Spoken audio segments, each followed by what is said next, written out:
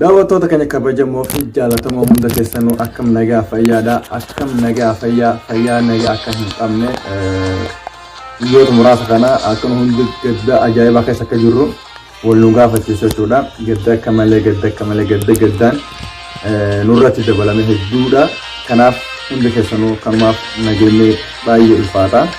Kanaaf jirtu isin jennaa akkasuma wallisaa keenya beekamaa artistii keenya kabajamaa fi jaalatamaa lubbuu keenya ol jaalamitu ajjettee caalaa hundeessa ilma Oromootii kan hin jaalanne goonu kun hin jiru.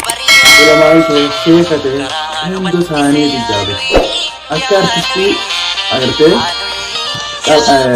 Hacaaluu Hundeessaatti sheekuutti illee gabbaateetu waa'ee Hacaaluu irraa turbaan kanaaf hayyuu ani hin agarre sheekota waa'ee artistoota dubbatu awwal marra Hacaaluu irratti galee nama akka kabajaa qabu jechuudha. Nama jechuun fi sammiin fi arte uumammaan uumama namaa jaallatu ta'uu wal nama gaafatu. Meeshaan guyyaa takka agartanii sheekota waa'ee artistii ta'uu dubbatu. Sheekonni artistii walii diina turan. Laakiin Hacaaluun sheekota illee obboleessa turan. Baay'ee bakka nama kabajama. Baay'ee jibbiisa saddeetan baay'ee kabajama addunyaa guutuu raasaa jirti. Kanumaaf anis agandoo walaloo isaatirraa yaada gartee inni dubbatu. Dhaamsa akkam qabdi waan sammuu jee keessaa badu. Jee waan sammuu jee keessaa hin banne yeroo hundi sammuu jee keessaa ta'u.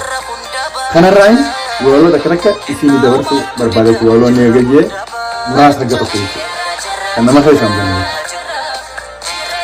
Aqee kun yaada kiyya duree aqee yaa ilma Hundeessaa maal jedheen seenaa kee dhalootaaf tarreessa jechaan na harkaa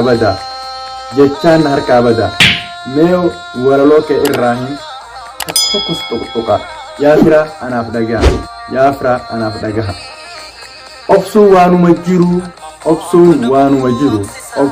waanuma jiru obsine arra geenye erga sodaa fakkaate keenitti cabsaa diina keenya bira haleella jechuudha. Amma maal ta'aa jirti qeerroo dhaabsa kana sitti dhaamachuu barbaade yaadadhu. Gara biraattiin dabrammaas. Nu beekuuf shoororkaa'u kanaaf garaa jabaatanii irree fi humna qaban ijibbaata falmatu. Nu beekuuf shoororkaa'u kanaaf garaa jabaatanii irree humna qabanii ijibbaata falmatu. Waan nuti ta'e waan beekan sodaa keenyaaf jechuudha amsaniif yaa qeerroo yaa uummata Oromoo anaaf dhagaa. Waan nu beekan sodaa keenya waan qabaniif humna qabanii fi ijibbaata qabaniif falmaa jiran jechuudha. Yeroo ammaa kanatti. Kanaaf qeerroo kiyya if sodaattee if booda akka hin deebiin dhaamsa jechuudha an obboleessa kan ta'e. Dhaamsa kan jechuudha. Nu miti farda keenya hin beekan bareechanii gaafa gaarree aduwaa gaafa maqaleessanii nu miti farda keenyaa'u hin beekan bareechanii gaafa gaarreen aduwaa gaafa maqaleessanii gaafa lola aduwaa gaafa maqaleessanii nan sobee ijoollee Oromoo hin sobne dhugaa himte nuti bakka teessan yeenya nuti gaafachuu qabna.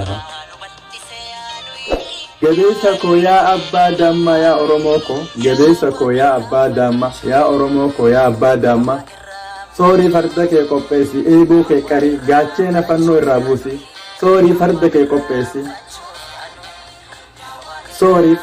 qopheessi eeboo kee qarii gaachena fannoo irraa buusi sin jedhamsi hanne please dhaamsi kan naan yelte in sodaatin rooroo diddee sirra maru maaliif duuta mana teessee sin jira har'aan kana lafxanyaan nurra dhiichisaa jiru. Lafxanyaan Abiy Ahmed lafxanyaan nurratti dhiichisaa jiru. Rooroo diddee sirra marsi maaliif duuta mana teessee sin jira akkamitti galta qeerroo kiyya mana alaa eegaa hin abjootinii kaafadhu farda kee 4 kiiloo siitu aanee jee gaafa dhugaa sana. Mootummaa lafxanyaan 4 kiiloo wayte 4 kiiloo siitu aanee hime onnetti godhe akkasitti 4 kiiloo seene jedhee 4 kiiloo isa galche jettee 4 kiiloo isaan galchite galata ke Abiy Ahmed galata Hacaaluu Abiy Ahmed boolatti Hacaaluu isa galchite 4 kiiloo si galchite ati immoo isa boolatti isa galchite yaa Abiy Ahmed yaa ilma Minilik yaa laftanya yaa haywaan harre yaa wada harre galatan qam akkuma gartee Oromoo yeroo mahmaatu galanni harreedha dhufuudhaan waan jensan yeroo kaanis galanni mooyyeedha darbaadha jettee Oromoo mahmaatu Hacaaluu galata isaa boolatti galchite bakka inni irraa deebii hin qabne ati isa galchite tooraan kan Abshir Yaaqoob Moko dukkana booda ifaa jira akkanatti hin hafu hin muratin gara Rabbii keessi jira biyya kee haqa kee guyyaa boruu ni ifa dhiigni Hacaaluu dhangala'ee bilisummaadhaan biqilcha kanaaf garaa hin kutin Abiyyiin ni fufa Abiyyiin kana boodaas du'a isaa dhiyaate du'aaf kakaachaa jira sakaraata itti dheeraate sakaraata isarra haa gabaabsu kana booda Oromoo koo bilisummaan walitti dhufna Abshir Yaaqoob Moko abdii hin murin bilisummaan keenya dhiyaate dukkana booda barii jira barii booda ifaa jira akkuma jaansani kanaaf kana booda ni bilisoomna Abshiruu dhiiga dhangala'ee bilisummaan nu biqila kanuma yaannin qabu waa'ee Hacaaluu irraa ani hangas dubbadde jechuudha seenaa haga tokko dubbachuuf dirqama hanga hundinuu waliif qooduun jechuurraayi kanuma qomoko nagatti naaf tura subscribe like share snaaf godha na jajjabeessa anis obboleessa keessan